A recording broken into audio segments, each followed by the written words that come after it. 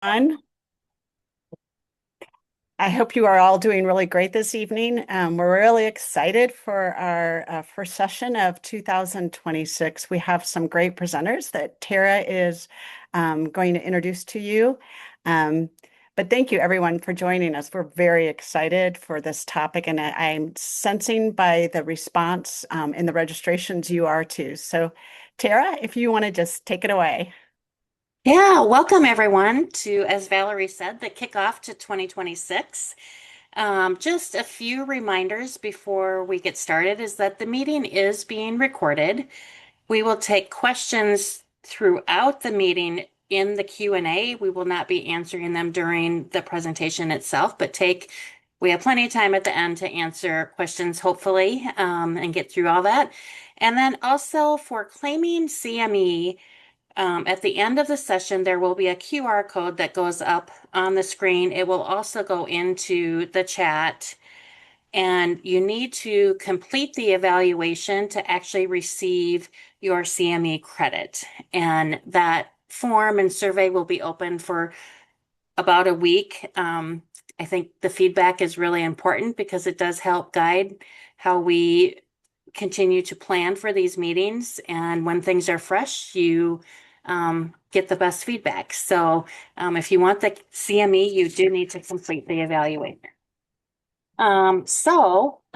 Welcome. Tonight, we have two amazing people with us, and the title is BabyOSCAR, Selective Motor Control as an Early Indicator of Cerebral Palsy. And I'm going to introduce Dr. Colleen Peyton, is an associate professor in the Department of Physical Therapy and Human Movement Sciences, at Northwestern University. With a background as a pediatric physical therapist, her scientific focus is understanding how an infant's early movement behaviors are related to their brain structure and neurodevelopmental outcomes. The goal of this work is to improve early detection and developmental differences in young infants and inform and evaluate early therapeutic interventions. She is joined by Dr. Theresa Moulton, who is also an associate professor in the Department of Physical Therapy and Human Movement Sciences at Northwestern University. The primary focus of her research is the underlying mechanisms of movement differences seen at different stages of the lifespan for individuals with brain injuries, in particular cerebral palsy. She participates in several studies that evaluate the loss of independent joint control in infants and adolescents using remote, lab-based, and community-based methods of data collection. So welcome, Doctors Moulton and Peyton. I'm just going to let you take over. And again, please, you can enter questions as we're going, and we will take all the questions at the end. Okay, thank you for the introduction, and thank you to UCP for having us present. So we're going to be talking about this tool that we've been working on for the past close to 10 years actually now, called the BabyOSCAR, and tell you a little bit about it and why we think it might help with early detection or maybe spark your interest more in selective motor control in children with cerebral palsy. We're both members of the General Movements Trust Speakers Bureau, and we also created this test that we're talking about tonight. So I'm not sure, my background is a physical therapist. I worked in the pediatric clinic for a long time, working in the NICU and the follow-up clinic, and I worked with a lot of children with cerebral palsy, but I didn't really use measures of selective control until sort of the end of my clinical career before I switched to academics. And I really wish I had done it more because I think it's quite informative, but I don't know if any of you have used tools like the scale and the task, but I'm going to be showing them in a few videos here of some older children with cerebral palsy assessing their independent joint control or selective motor control. So this is a tool called the scale or selective control assessment of the lower extremity. And the girl that one of our students from Northwestern is testing has bilateral spastic cerebral palsy. So what she's going to do is she's going to show her the movement that she wants her to do, which is, and she's going to tell her the command, move your ankle in, out, and in again, which is an item on the scale. So you can see here, first she's going to show her the motion that she wants this child to do. And you can see that the child responds. So she understands what she's being asked to do, and she is moving her leg. You can see she moves the other leg. She's also moving her trunk, and she's also contracting the hip and the knee, and the other side, hip and knee. But it's difficult for her to isolate that emotion of inversion and eversion. So here's another item on the scale, and this is more distal now. So this time our student's going to ask her to move her toes up, then down, and up again. So first she's going to show her what she wants her to do, like this. Okay. And so you can see how she responds. Okay, so she clearly understands the command, but she knows her own body. She's, about 10 years old in this video, and she knows what she's capable of doing. And so she does what she's being told, but she uses her upper extremities to do this task because she knows that she's not able to isolate those joint movements of her toes with her feet themselves. And that's an interesting insight into what's going on in her brain. So if you're not aware of what selective motor control or independent joint control is, it's the ability to move or stabilize the joints of a body in a controlled and isolated way when you're intending to do so. So when you have spastic cerebral palsy, there's damage to the descending motor pathways, in particular the corticospinal pathways, and that impairs your ability to isolate certain joints depending on where your injury is. And actually, there's been some interesting studies about selective motor control that when we look at children with spastic cerebral palsy, that selective motor control contributes the most to their gross motor function, more than spasticity, more than contracture. It's the biggest factor that contributes to their gross motor ability. And here is Theresa testing. I'm just going to pause for 1 second here. One of our research participants, and she's using something that Theresa actually also created and validated called the task. And this is for the upper extremity. So what she's going to ask her to do here is to isolate her wrist extension. So let me just rewind here for a second. So Theresa says, can you move your wrist out and in? And you can see how now she responds. Okay, so she can do that motion, but Theresa knows a lot about selective control. And so she asked her, okay, just use this hand, don't move the other hand. And again, you can see that with that hand, she's able to isolate it when she's moving fast and also using her shoulder. But now Theresa, who still knows about selective control, is going to ask her to try to isolate this even further by asking her to keep this hand still and also to really keep that arm by her side so she's not able to use her shoulder. And let's watch what happens when she's really needing to isolate those muscles. So instead of extending her wrist, she's not able to do that independently. She uses grouped motion. So she uses her fingers, and if you're really carefully watching, you can also see she's using her fingers on the other side. Okay, so now Teresa's going to ask her for a different item when she's going to ask her to make the OK sign and open and close her thumb and her index finger. So you can see right away that on the right hand, she's able to do that.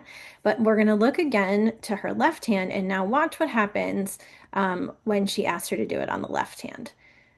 So she's unable to isolate in the same way, and the other hand is mirroring that motion. So she has difficulty in the left hand doing that action.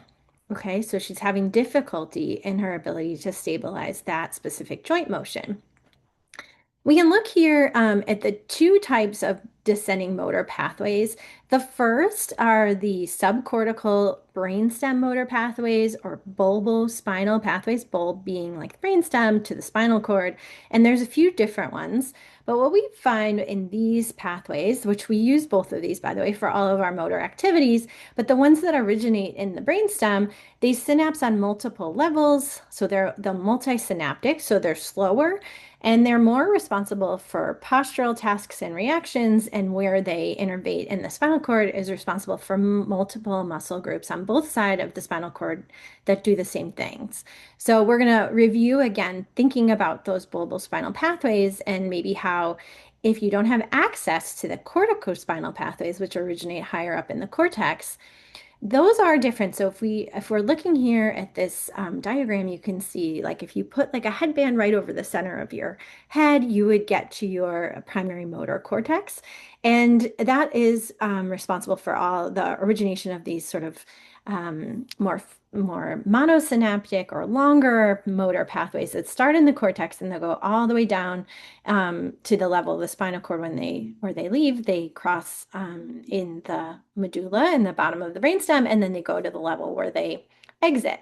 So these are monosynaptic, so they go right to the muscle groups that are responsible for the movement.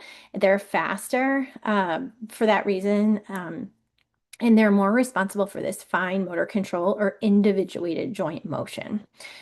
So we all use both, but if we look now at this diagram here, you can see this representation of the corticospinal paths. And these are the homunculus, so it shows the origin of those motor pathways that start in the cortex, and then how they go down, like I mentioned, through the brainstem, crossing here, and then exiting at the level of the spinal cord that they're corresponding to. And if we look here, you can see that those that are closest to the ventricles are the most distal. So if we look here, the toes aren't represented, but toes would be even closer to the ventricles than ankle, and the farther out you go. And that's how that homunculus is organized. So this child here who we saw was a former preterm baby, and her brain injury was a periventricular locomalacia. And you remember that she has bilateral cerebral palsy, so the bleeding in her brain looked a bit like this. So if we look here and we see that these pathways that are more distal, more involving the lower extremities are more likely to be affected, so that those descending pathways that start up higher in the cortex may not have as much capacity as the ones that originate in the brainstem. So when we ask her to do a motion like this, okay, instead of being able to do this smooth, isolated motion of inversion and eversion, she uses those pathways that she has better access to, which are more bulbal spinal in nature, which cause her to use more grouped motion, meaning when she activates her ankle, she also activates her knee and her hip. And remember that they synapse on both sides, so you see involvement of the other side of the body as well. And the brainstem pathways are more responsible for the trunk. So we also see the trunk contributing to this motion, okay? So we can kind of learn about how maybe where in the brain the injury is based on what selective capacity they have. But we know that this child also has capacity in her hands because we saw her reach down for her toes. So the bleed wasn't so extensive that she couldn't individually move her fingers later to move her toes. So actually when we asked her to move her toes, we know she understood, we know she could activate her fingers. So we can almost start to imagine where in the brain the lesion was.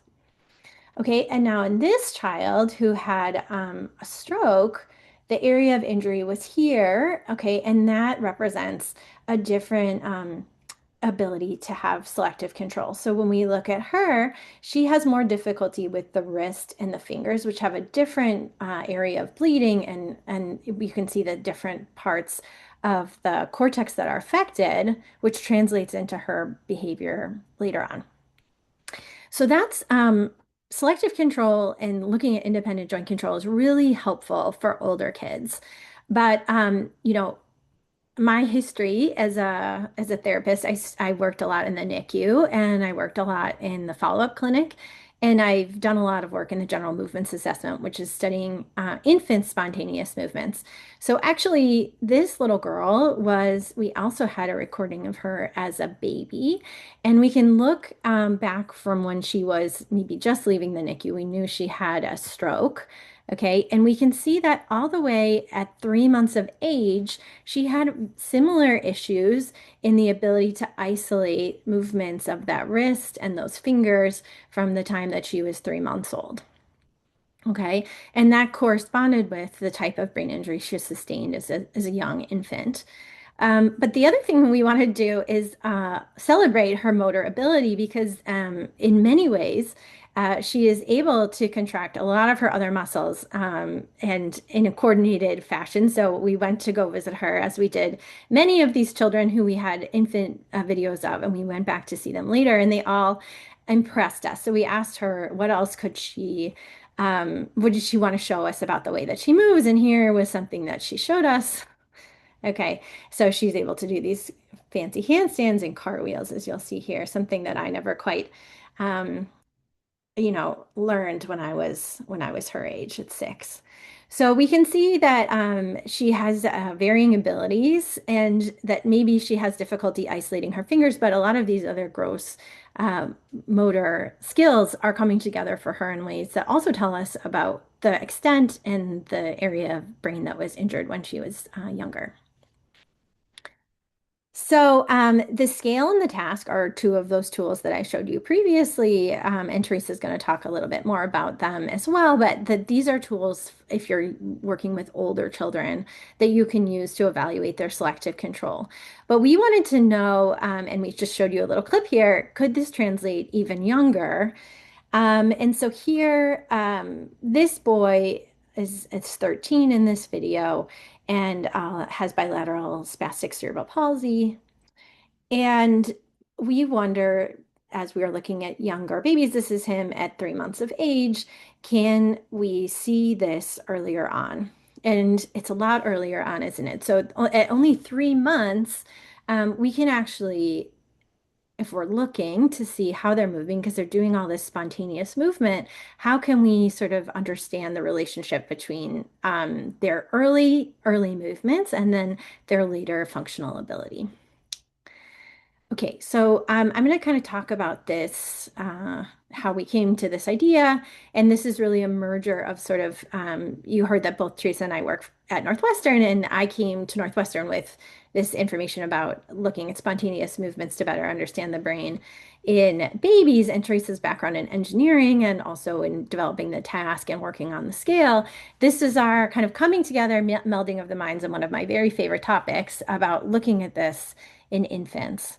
So this idea is quite simple, that behavior is an indicator of neurologic function. And this is a very young fetus, so 10 weeks post-menstrual age here, just starting to moves the whole body in a slow and complex way called a general movement. Okay, and at this young age, the whole size of this fetus, who's just graduated from being an embryo, is about the size of a kidney bean.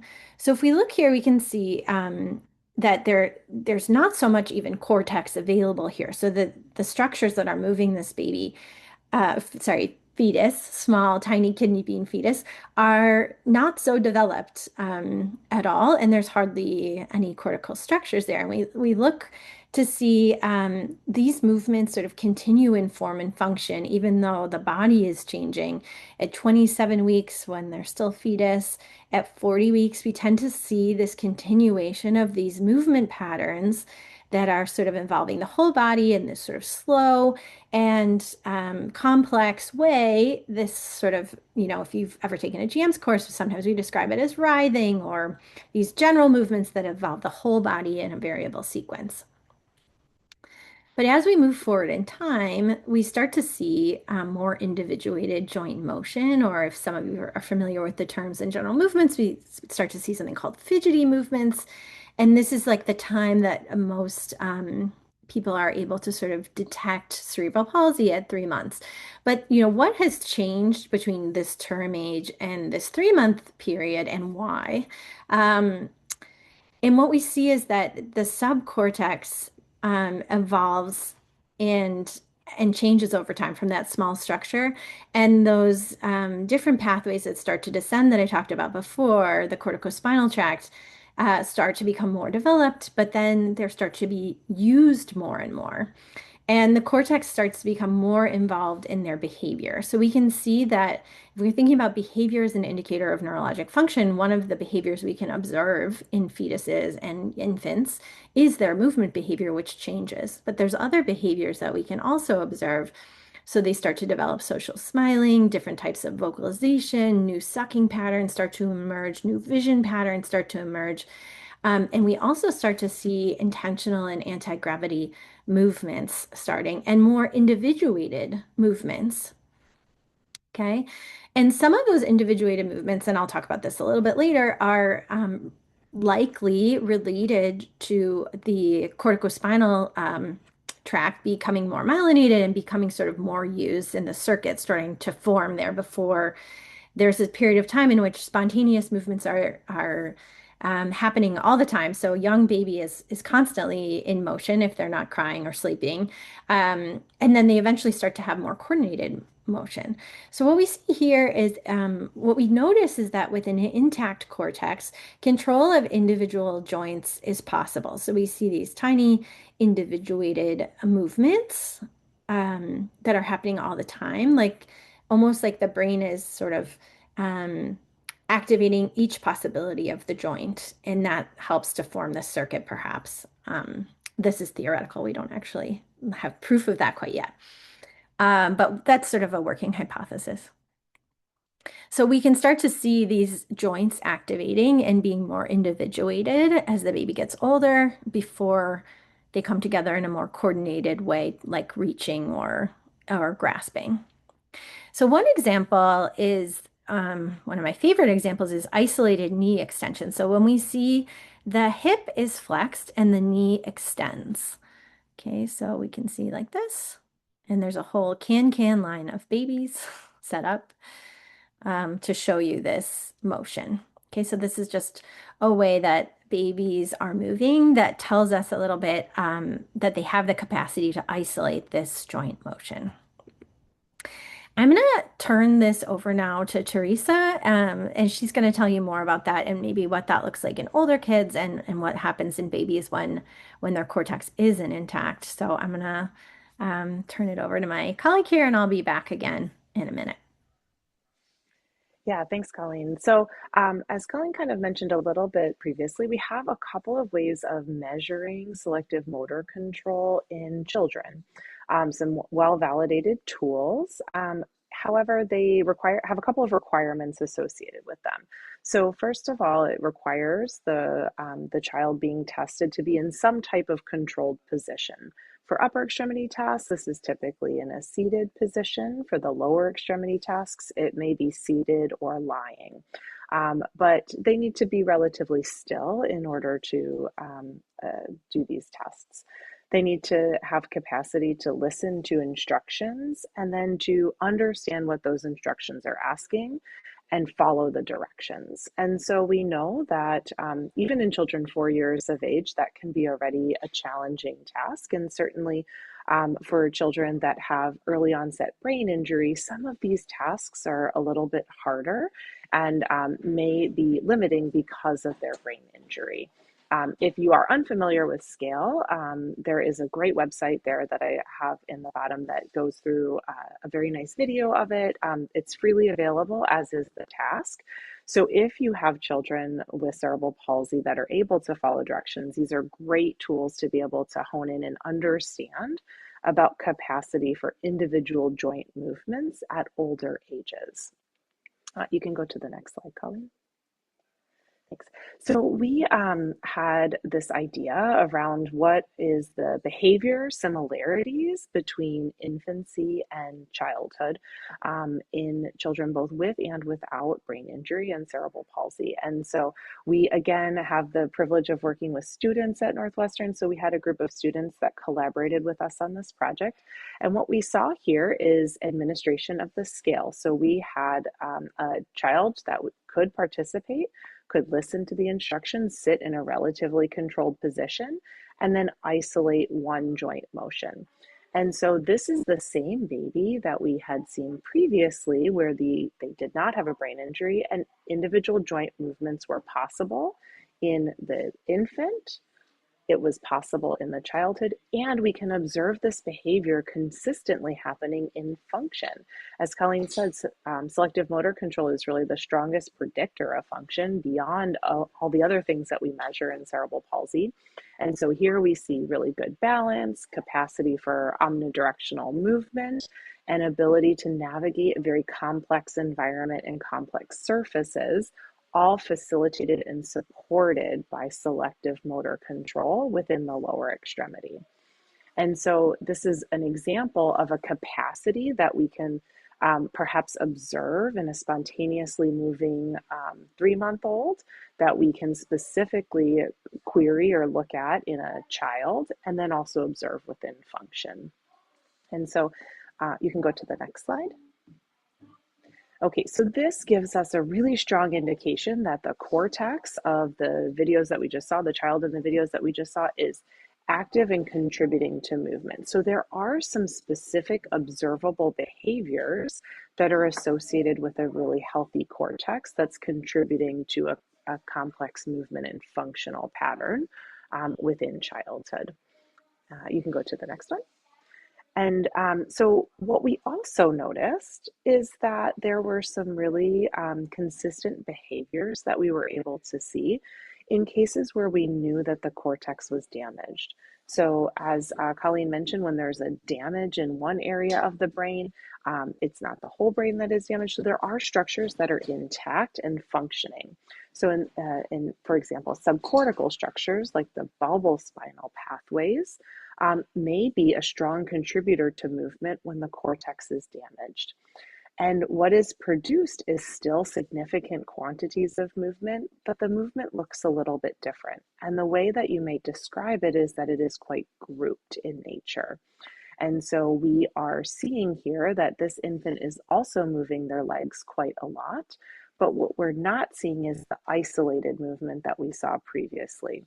We are seeing movements that are more synergistic and demonstrating co-contraction. And I think we zoom in a little bit on the legs in the next slide, where when I say synergy, what I mean by that is that when you flex at your hip, you're also flexing at your knee and dorsiflexing at the ankle. Similarly, extension at the hip is coupled or linked up with extension at the knee and plantar flexion at the ankle. So these grouped kind of mass movements are more consistently seen. And this is seen actually in many babies that have brain injury that has influenced their cortex. And while there are perhaps a bit of differences, there's also a very strong kind of signature here of this grouped movement being the way that most of these infants are accessing movement when there's the presence of a brain injury damaging the cortex. So synergy, or the grouped movements between those. Also, we noticed in those infants some mirror movements.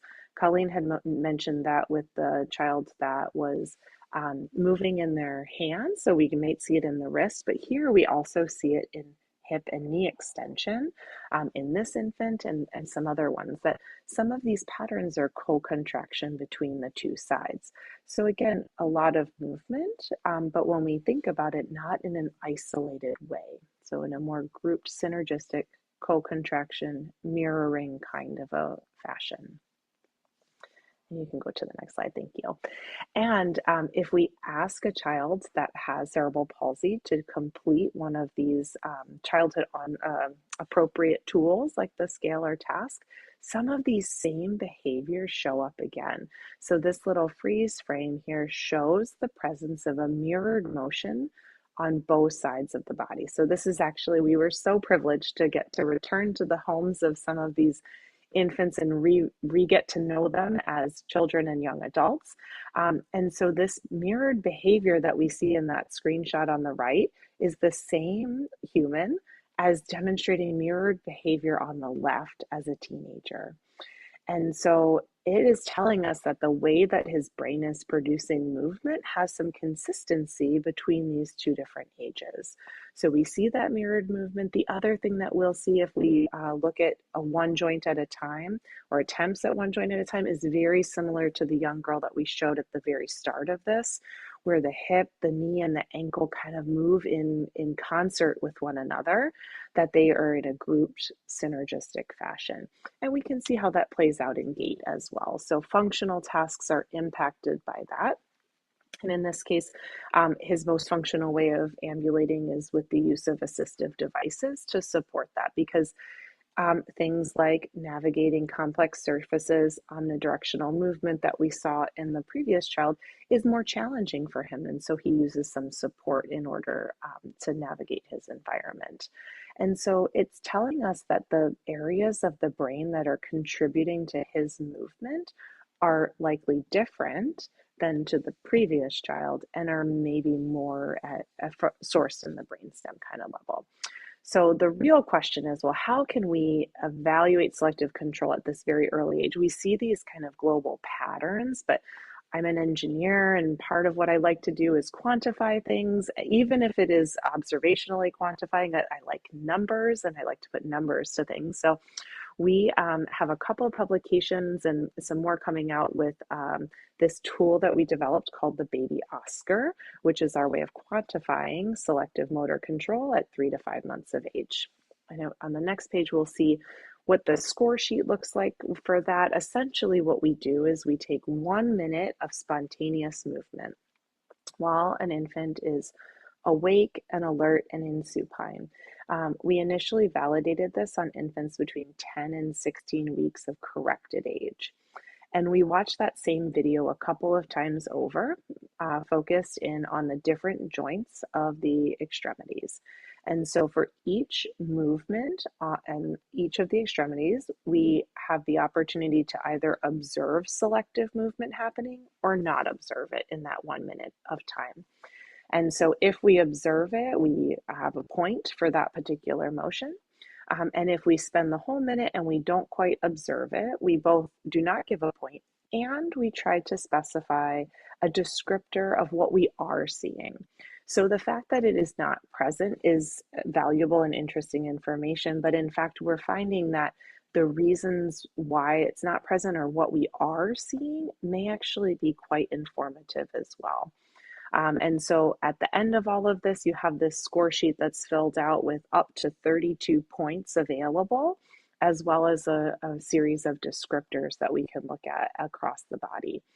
And we did an additional validation sample of 75 infants and looked at how their BabyOSCAR score, so from 0 to 32, related to their GMFCS level at 2 or more years of age. We also had a group here that's shown at the far left that did not have cerebral palsy. And so they are listed separately. And then we saw this really strong linear relationship between the score of BabyOSCAR and the way that they typically got around their environment via their GMFCS level, where the more selective capacity they demonstrated within that 1 minute of time, the less support they needed for their mobility. And when they had less points demonstrated within that 1 minute, they needed a bit more support through use of assistive devices and wheeled mobility for getting around their environment.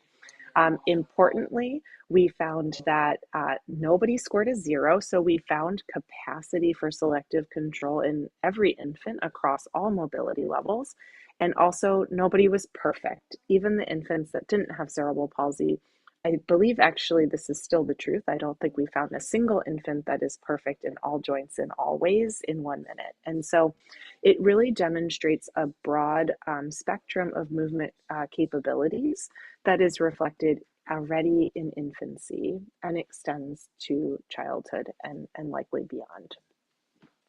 So we were really excited about that. That was, I think, beyond our wildest dreams of how related that could be.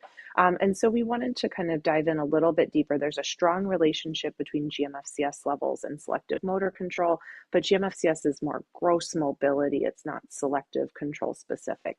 So we wanted to look at that specific construct a little bit more closely. Now, because of the requirements for older children to follow, as I mentioned earlier, this is a smaller subset for which we're able to follow this up with, but we have a group of participants, 16 of them so far, half with CP and half without, where we have their data at 3 months of age, and then we also can connect back with them to have them do the scale and the task.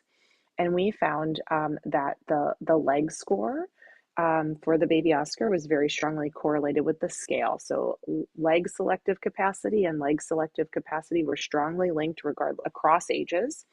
Similarly, the BabyOSCAR arm score was strongly correlated with the task or the test of arm selective control. And the total score for BabyOSCAR was strongly correlated to both. And so this demonstrates that the initial trend that we saw for gross motor function was also very specific for a test of selective control.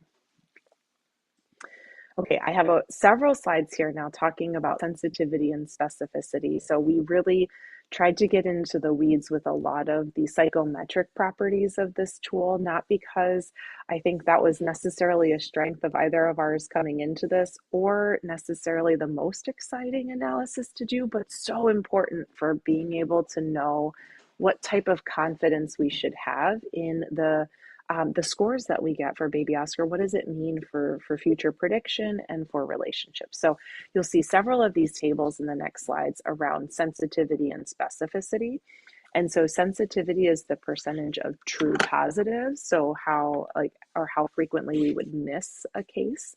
And then specificity is the true negatives that we were able to identify. And so what we did is we looked at these scores across categories. So we had a group of infants that didn't have cerebral palsy, that didn't have cerebral palsy, a group of infants that did have cerebral palsy and were later classified as GMFCS level 1 and 2, meaning that they really didn't need a whole lot of support for their mobility. And then another group of infants that were later classified as GMFCS level 3 through 5, meaning they just needed some additional support for their mobility. And we looked to see, is there a cut point or a score at which we could draw a line in the sand and have a pretty good confidence around whether or not, or what the future might look like. Did they have cerebral palsy and what sort of support might they need for mobility?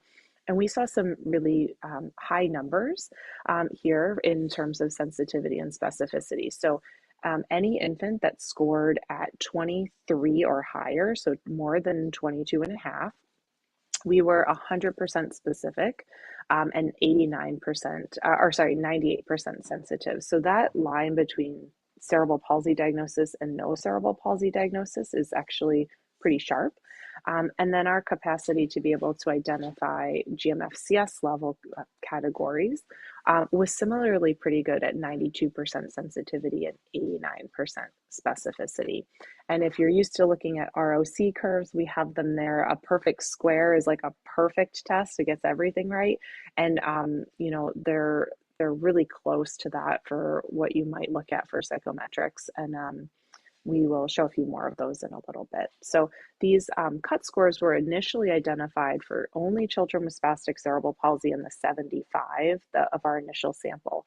We've subsequently looked at a broader range of children with cerebral palsy, so types of CP that are not just spastic CP, and larger numbers. So we have two, these are kind of hot off the press, or not even the press yet, just hot off of the statistical software, where we have cohorts of 240 and 100 infants, where we ran the same analysis, and actually the cut points remained the same.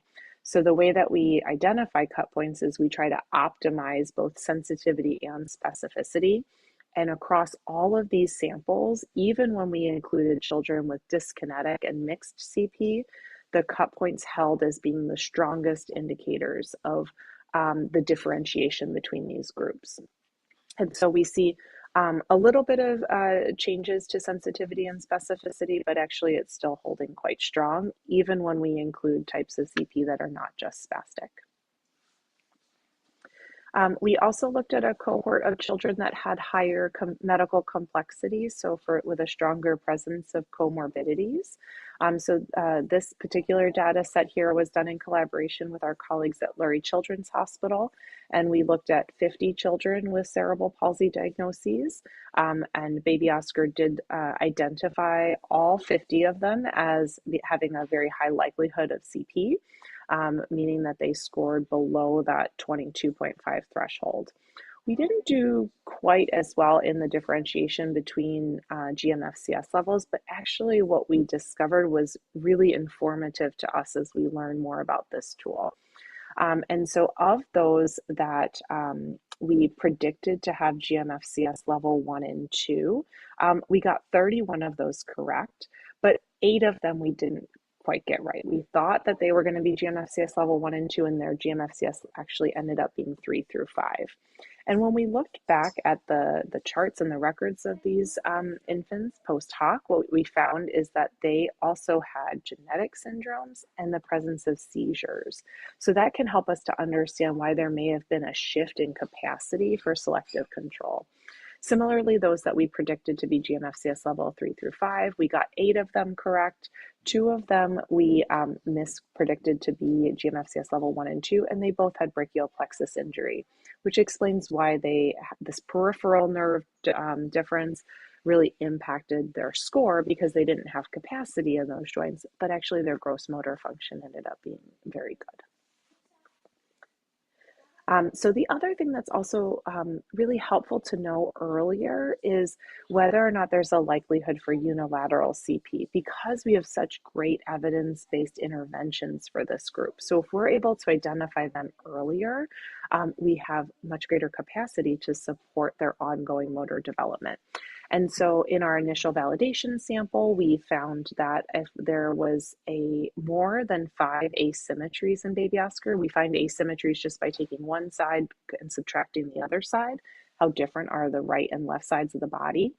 We were 100% specific for unilateral CP. So anybody that had 6 or more asymmetries, they definitely had unilateral CP. We were a little bit less sensitive. So there was a group of infants that did end up having a unilateral topography that we did not observe. You can go to the next slide. We've since followed this up and also at a kind of optimized threshold, or another threshold looking at greater than 4. As you might expect, we were a little bit less specific here, but more sensitive. So we had a higher capacity for identifying those with unilateral CP, but we're not quite as specific. And this is with a larger cohort of 100 infants, all of whom had cerebral palsy. Okay, this idea of asymmetry, though, actually extends an interest beyond just children with a unilateral presentation, because we know that even in bilateral CP, there's often some asymmetry in motor function that you may observe, or somebody may tell you, I have CP that impacts both sides of my body, but actually my right side is my stronger side, or I have more capabilities with the tasks that I need to do if I use my left hand.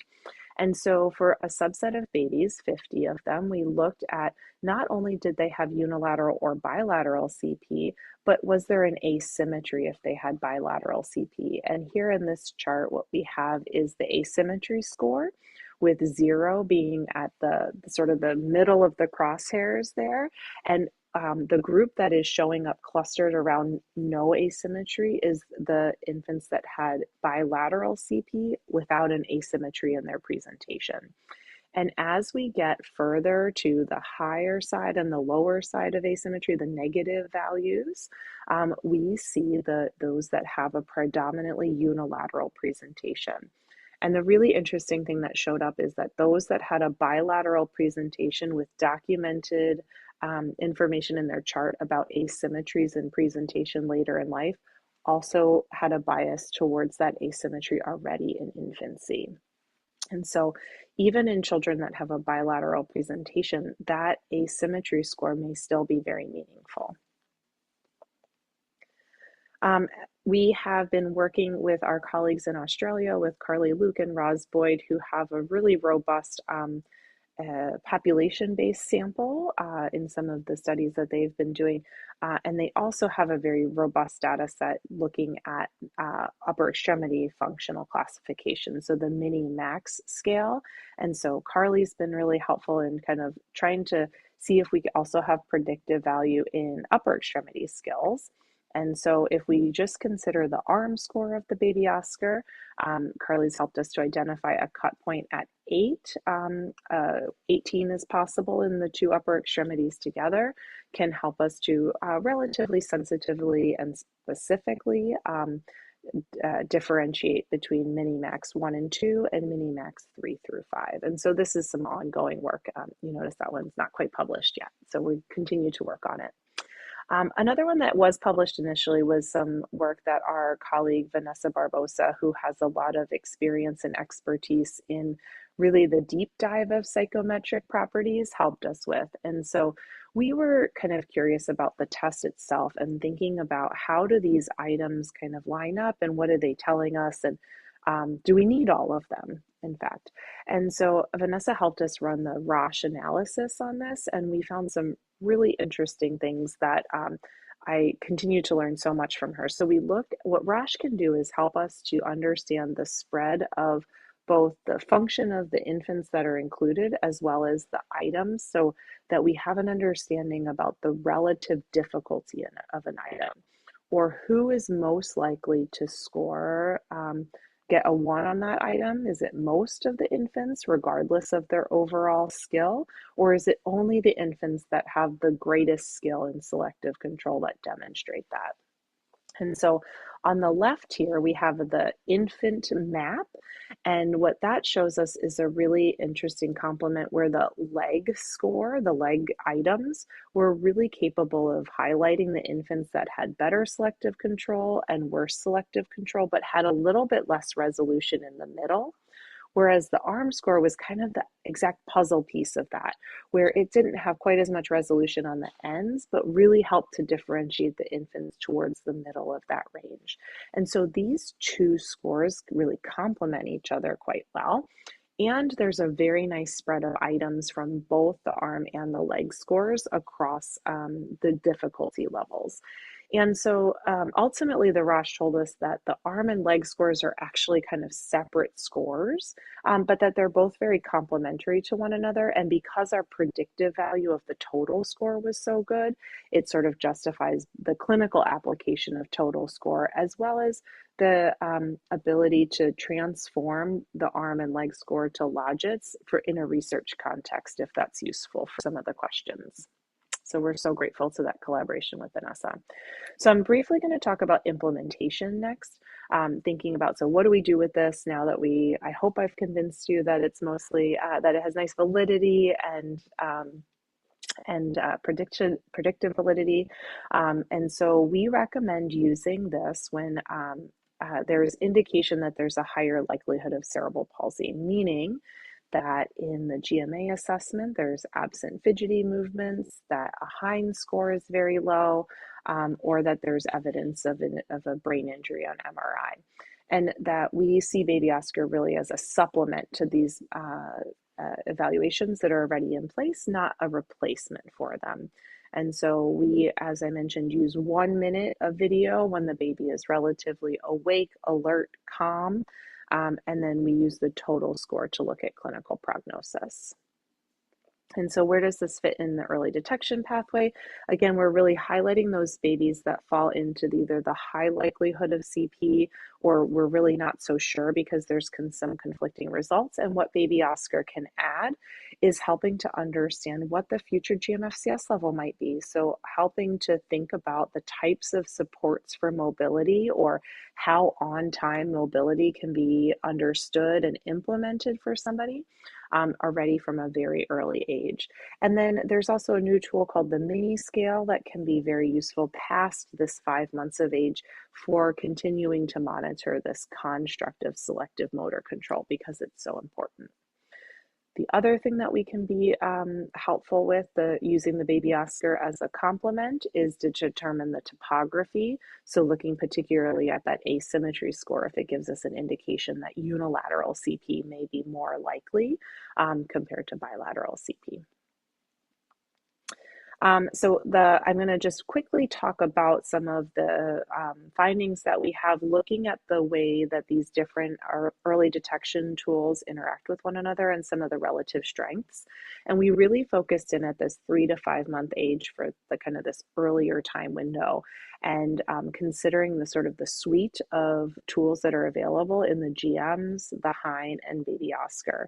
And so we have a couple of cohorts, a cohort of 240 infants and a cohort of 123 for whom we have both we have the MOSR for that larger cohort, or we have a Hines score at 3 to 5 months of age.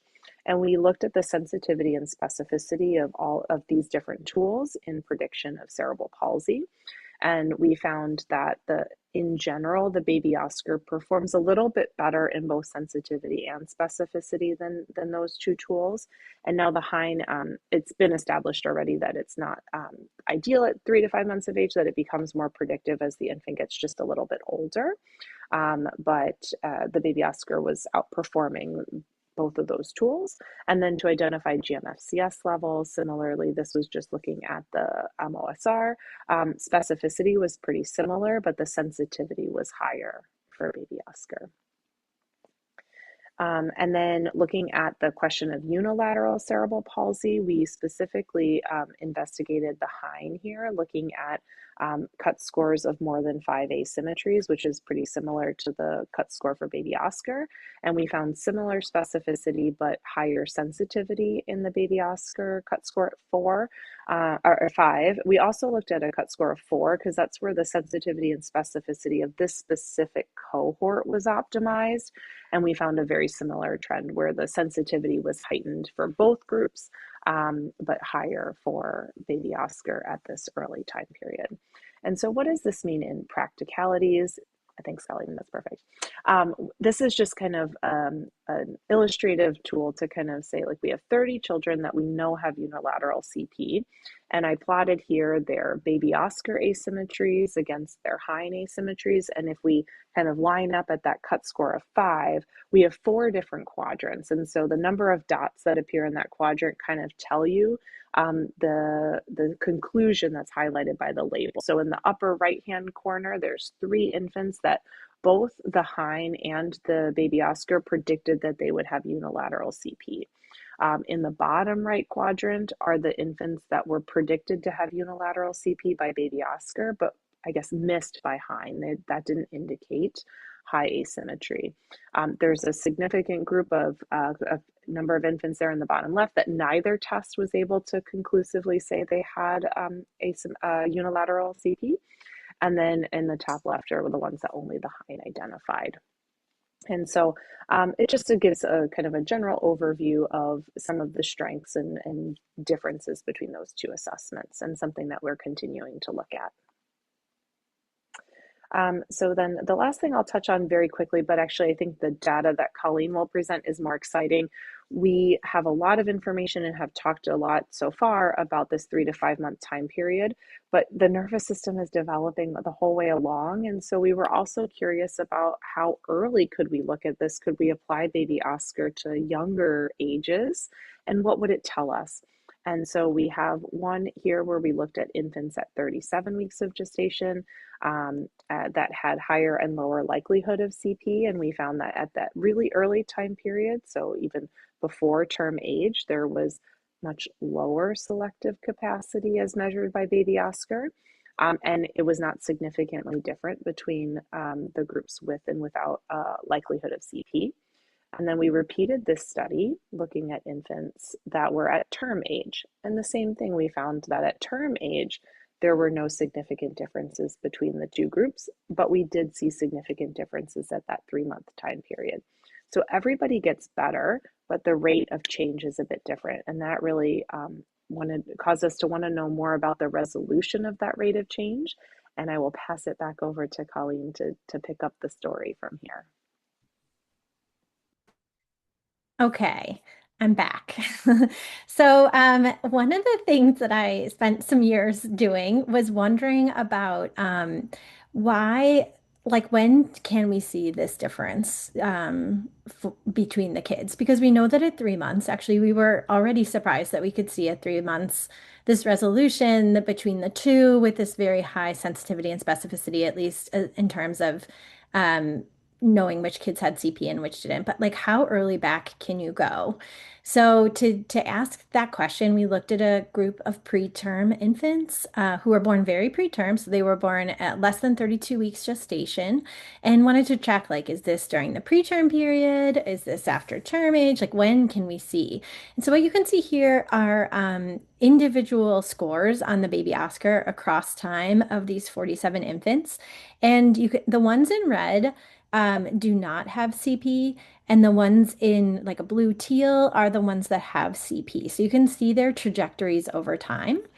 And what we found is that in this preterm period, the infants with and without CP were indistinguishable in their scores. So they had low scores, and there were no differences between those two. So whether or not you had CP, you scored about the same on BabyOSCAR.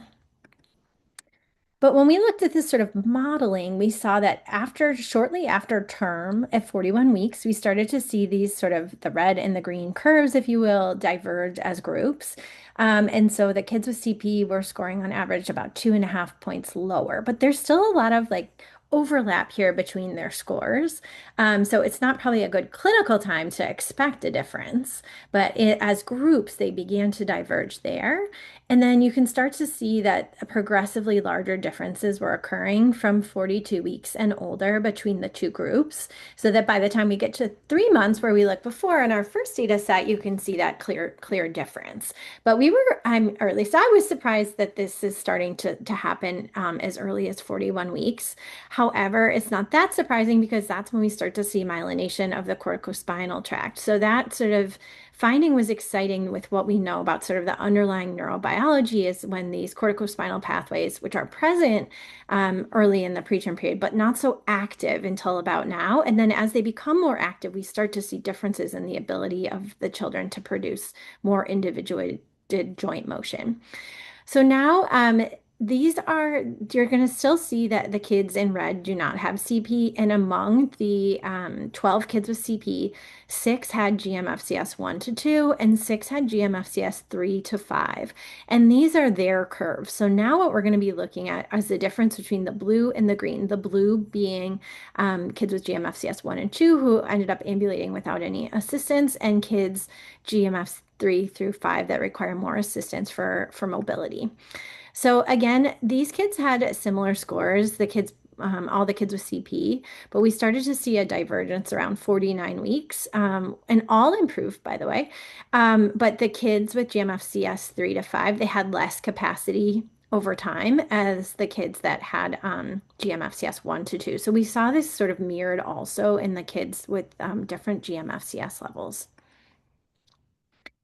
And here now we're looking at asymmetry scores. So these are for kids with unilateral CP. So of our 12 kids with CP, 6 kids had unilateral CP. So what we see here is that in the preterm period, there are no differences between kids with unilateral CP and without CP, there's asymmetry. This is something that we talk about a lot, that you can't really see asymmetries, even if we know we have a unilateral brain injury while they're in the NICU. And this study also showed that, unless they're staying in the NICU a little bit longer, I guess.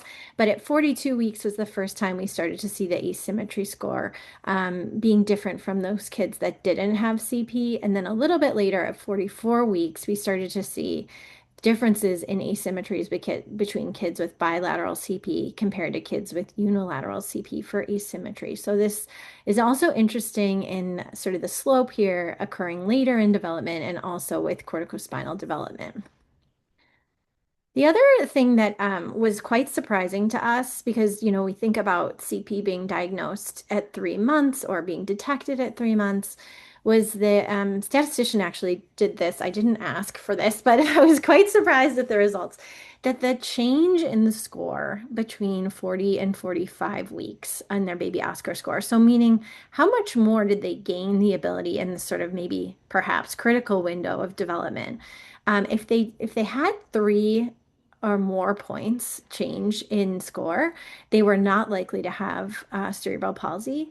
But if they had less than 3 in their change score, that they were more likely to have cerebral palsy, and that predicted a high accuracy. And now again, this is only 47 kids total, but the numbers were pretty good. So it's sort of telling us that this sort of earlier change is a predictor.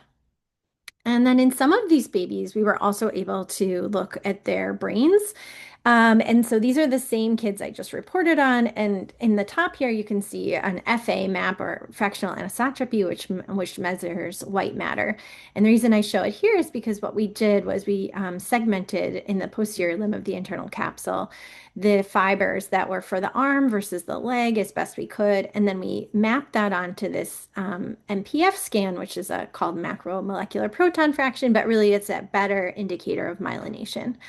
And what we found here is that if we looked at baby Oscar score compared to the deviation of what we would expect for myelination in the posterior limb of the internal capsule, there was a relationship.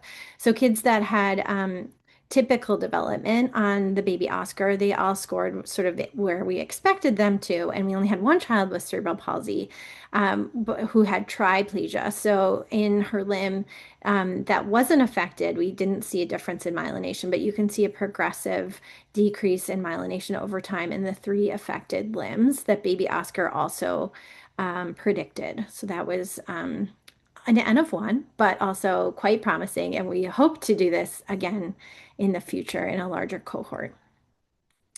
These are kids only that did not have CP, but what this shows is basically that over time, because we had scans at different ages, that baby Oscar score was related to the myelination that we would expect. And this is just showing the two different measures. So the green is myelination, whereas the red is white matter. And that's more to say what kind of MRI might be more, what kind of sequence might be more helpful for understanding myelination, which we find the green one is a bit more effective in understanding the myelination of those brain regions, but that this also has a relationship with their baby Oscar score. So we were thinking that there was a relationship between the corticospinal development, and we found a relationship in the brains of the kids that we studied. And then the last thing before we get to your questions is that we are working on automating this. And this is the work of one of my postdoc students, my only postdoc student. It's not that I have more than one. Divya's work here. And it's showing when we use these sort of computer vision techniques, we can look at all the different kinematics of the joints and we get some speed and accelerations from that. And we can actually see and visualize episodes of selective control. So here you can see this green line here is as representing the left knee, and this sort of upward acceleration, while these other lines are quiet, is showing us that this is an isolated movement.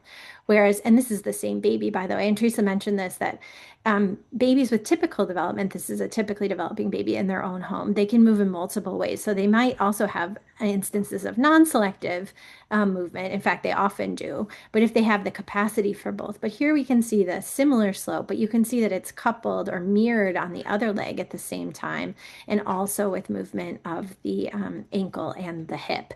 So this baby can do both, but they do have capacity, and we can measure it, and we can actually get a speed from that as well. So that's like also under development right now. So we showed you a lot of data, and hopefully it came across that we've been really working on establishing the psychometric properties of this tool, that we can identify body regions by 3 months of age, estimate GM-FCS levels. We're also doing some work about type of CP that's up and coming, but data is not ready to show in a forum here yet.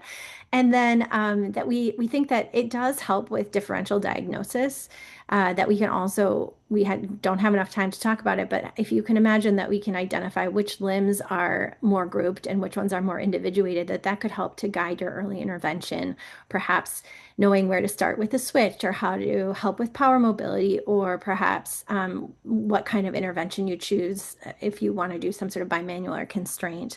And then, we showed some of the early data on how this baby Oscar score over time is reflecting the corticospinal tract development, so that in conclusion, we think that selective motor control in infants is a proxy for corticospinal health, which has a lot of exciting implications. And finally, we're having our second Baby Oscar course in the United States in April of 2025, and our website is running, so maybe we can all send you a link or something like that after if you're interested in joining us for learning more about it. It's actually a typo. It's 2026. 2026. Current year. in the Yes, future this in year. I don't April. know if I said 2025, just like reading off the prompter, but if I said that, apologies. It's this April in 2 months. Please come to Chicago. We're on the Magnificent Mile. It's fun. Of course, we want to thank all of our sponsors, including and almost most importantly, United Cerebral Palsy, which somehow I don't see here, but we very much appreciate you, and all of the different families and collaborators that have helped us with this work. So now I'm going to stop sharing and have time for your questions. All right. Thank you, Theresa and Colleen. That was amazing. Actually, I always love listening to you because I get excited each time about your findings. Like I know that you guys were on a journey, and I think that I hear you say it, so I know this, but I think that you guys exceeded what you ever expected, right? Like as you went on, started to really look at the data. So, and like thinking about the opportunities for early diagnosis that we know lead to intervention and just the change that's possible. So super, super exciting. So we do have some questions. And I'm going to go grab those because it's not cooperating with me. There we go. And I'm going to just go ahead and read them to you, and you guys can respond. And then if we need to, we'll get somebody off. We'll unmute them if we really don't understand what they're saying. But I understand so far all the questions. So, and thank you. We actually had several people join. So we will reiterate what you need for your certificates. And I'm Valerie Percini. I'm actually now from Cerebral Palsy Foundation. I used to be UCP Central Arizona. And we have Tara Swedberg with me. I'll do the CME credits in a set and after we do Q&A. So you can pop that back down. Okay. I'm just telling people it's coming. Okay. First question. This is from Christine, and they wanted to know, were the children assessed with the GMA? So this was early on. You may have already answered this. And how did those scores compare? That was an earlier question. You may have already answered it. Yeah. I guess the short answer is that we've repurposed a lot of GMA videos in order to do the Oh, baby Oscar assessment. And I don't know, Colleen, do you want to answer that around? Like, because the MOSR, we have a cohort of 240 that we just analyzed, and Colleen led that. So maybe you Yeah. can. So we actually looked at the MOSR, but that includes the GMA. So if you're looking at the global, and I'm throwing out a lot of alphabet soup, so let me just take a step back for those of you that aren't as familiar. But the Motor Optimality Score Revised is a test that looks at general movement assessments and then some other additional scores. So we just did an analysis on that. And so yes, all of the videos we used, I think, were because of a GM's video. And in 240 babies, we compared sort of the GMs plus these additional features. And what we found was that the GMs had a lower sensitivity than BabyOSCAR for diagnosis and also um, for GMFCS levels, but they were both quite high. And I think what we know about the GMs is that sometimes kids that have a unilateral CP can have normal fidgety movements, which is an indicator of not having CP, or they have them on one side and it's more difficult for clinicians to sort of pick up. So when we're really looking in details at all the different joints, there might be some better resolution, but it does take more time to do that. So it's sort of, do you do it on everybody? Or, Theresa was kind of mentioning, and I'm going a little bit over your question, but like, it may be not feasible to do on everybody, but if a baby has normal fidgety and they have a low hind and they have a unilateral brain injury, that might, even though they have normal fidgety, that might be a good child to do this with, because sometimes the GMs, no test is 100% perfect. But that's where I think the GMs maybe could use an assistive, some other tool just to make sure. Yeah. And I think just to riff off that, Christine asked a question a little bit later around like kind of the relationship between those two. And I think one thing that's important to kind of highlight is that the construct is a little bit different. So the construct of the MOSR is motor optimality scale. So it is a bit of a more global kind of look at movement repertoire, postural patterns, movement quality. And so it may have some information related to other diagnoses that are not cerebral palsy as well, whereas the the baby Oscar is really focused in on that construct of selective motor control and is therefore much more tuned to understand something about CP specifically. And so that's where the test, like Colleen said, neither's perfect, and it's about like which tool are you using for what purpose. And I think that highlights where some of the indicators might be a little bit divergent between those two. Okay, next question actually comes from Julie, and she's asking about the questions on the pro forma for the baby Oscar, and I think maybe wants a little more detail on the specific qualities of the movements you're looking at, or That's they look at. that's fair. I did not do a very good job of explaining that. So there are no questions, just observations. And so we're saying, is there, like, I'll use the example of wrist flexion and extension. So as we watch the baby's hand for the entirety of 1 minute, is there any moment in time where the wrist is isolated from everything else, just extending or just flexing? Doesn't have to be both, it can be just one. That demonstrates to us capacity for isolated motion. The other qualities that we look for are, is it fast enough? Is it like within just that joint? And is it not happening on the other side at the same time? All of those are the same cardinal signs of selective control throughout the lifespan, but we're just looking to see, did we have a chance to see it in this infant during that minute? And if we did, they get a 1 for that joint. And we do that in 32 joints to see, is it possible that we've seen that? And then some of the descriptors, I think, if we haven't seen it, are they just not moving? Or when they move, are they moving their whole arm together? Or are they doing that mirroring? Or the general things that we're trying to have a sense of. I'm going to jump ahead because this is not for our presenters, but I think that Diane's asking for the QR code again. So maybe Josh or Alexis, you could put that there. So it gives people some opportunity. I don't know if you could put it in the chat or whatnot. So Jeff is asking about the training, which I think you guys already said there's one coming up in April 2026, right? So, but maybe, and also he's asking if he needs to take the GMA training prior, and if so, then he's asking about the level as well of GMA and training. You guys want to talk to the training just in general? Yeah, sure. Broadly? So we just have finally launched this, and we did our first class in December, and actually we're going at the end of the month to Australia for our second class. So this will be our third class that we're doing. It's 3 days, and it is similar to the GMs.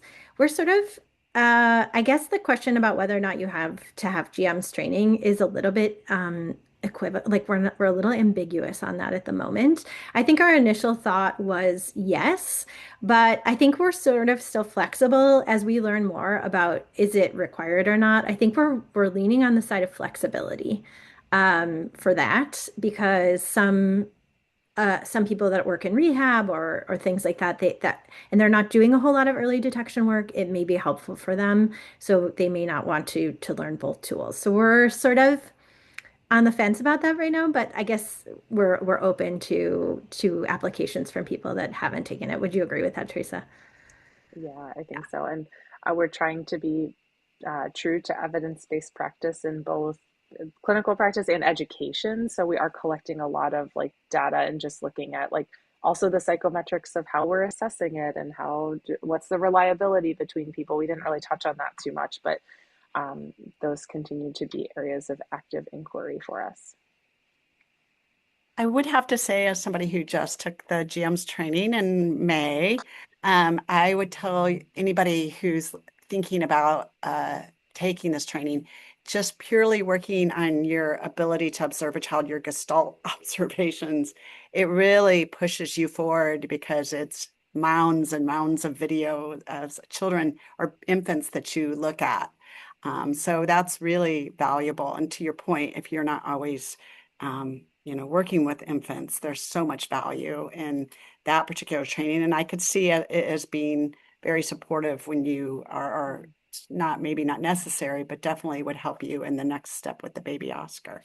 Just my thought Yeah, process. Thanks for that, Valerie. As I'm just looking ahead, and I think Melody also had a question about doing it online, and sort of for a Yeah. similar reason, because like it's so difficult to know the quality of the video that you're receiving. And actually, there are so many features that are important to differentiate and that take repetition and practice that we don't offer it online, and I don't necessarily anticipate that we will, just because of that kind of technical limitation, that as instructors we don't know what you're actually seeing on the other side. And for some of what we showed tonight, that's not so critical, but for being able to be reliable in picking this up, it's not something that we can be confident in right now.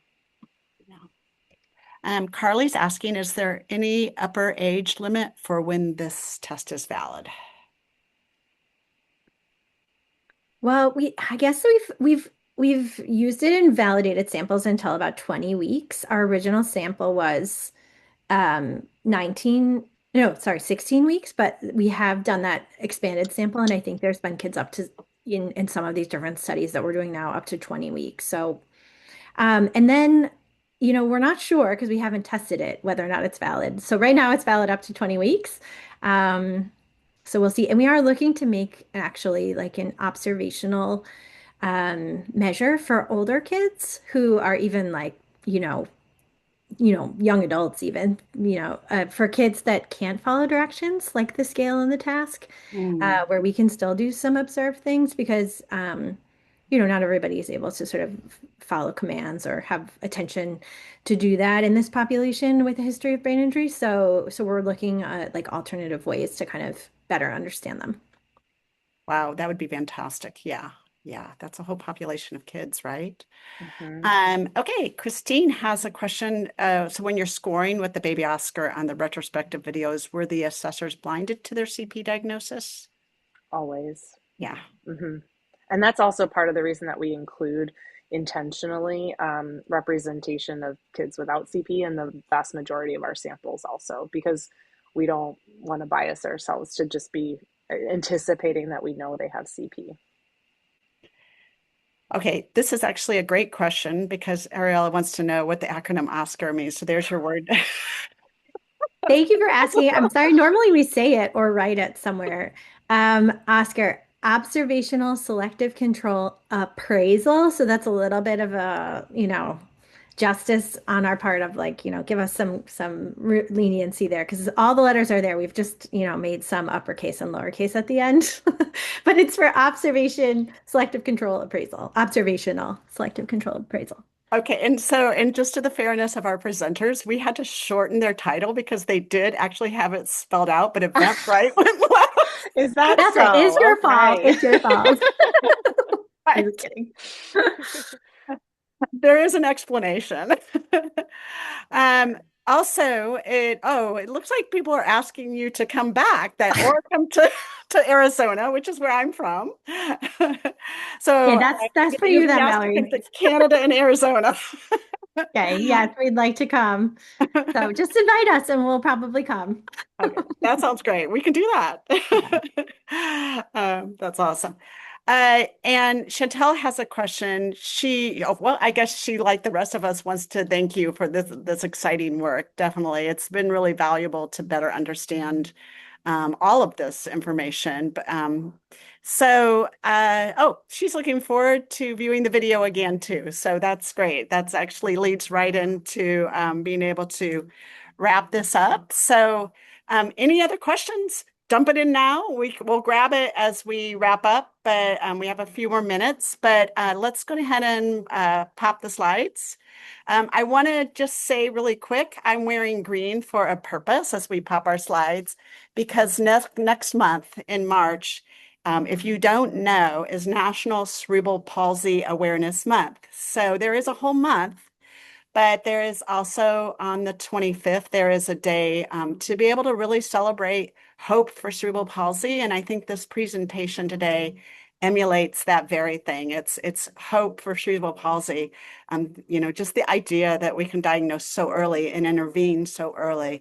So I'm actually sitting outside. I hope that my system is filtering the plane flying over my head right now. So, um, anyhow, please celebrate at your respective sites, if even if it's a few green banners or a few green signs.